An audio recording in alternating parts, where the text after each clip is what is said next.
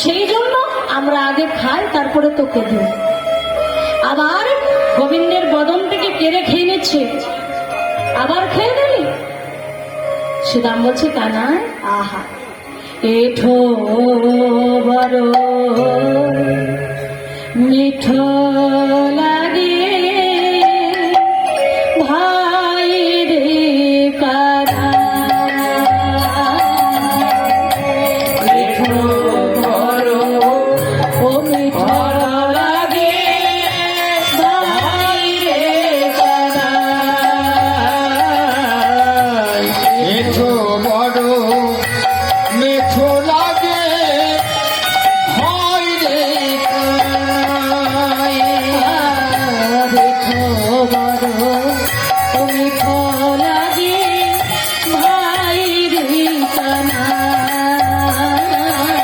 তোরে তো বড় মিঠো লাগে ভাই রে কানাই।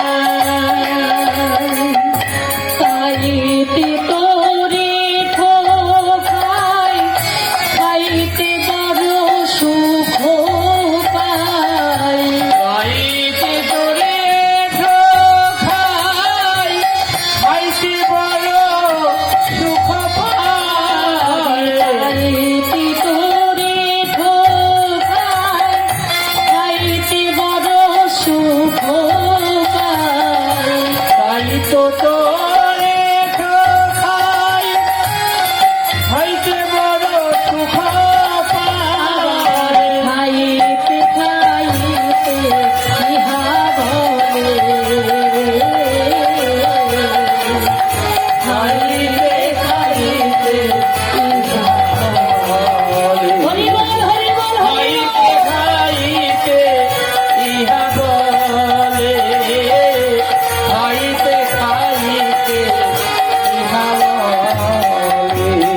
কানাই, ও কালকে তোর কাঁধে চেপেছিলাম, সেই জন্য তুই আমাদের উপরে রাগ করে আজ আর ঘটতে যাবি না। কি রে, এই দেখ তোকে বলছি আজ আর কাঁধে চাপবো না। এবার তো চল। কিন্তু গোবিন্দ আমার কোনো কথা বলছে না। যখন কথা বলছে না, মা যশোমতী বলছে, আরে সীতা দেখছিস তো আমার গোপাল কোনো কথা বলছে না। তা গোপাল যখন কথা বলছে না, তখন তাকে জোর করছিস কেন? হ্যাঁ, আজকের মতো তোরাই যা, তোরাই গোচারণ থেকে ফিরে আয়, আমার গোপালকে বিরক্ত করিস না। শ্রীরাম কিন্তু মায়ের কথা শুনছে না, বলছে কানাই, আরে তুই আমাদের উপরে রাগ করেছিস? ও বুঝেছি, তুই তো রাজার ছেলে। মোরা স্বপনে কখনো মধুর বচন তুমি বলি নাই মোরা,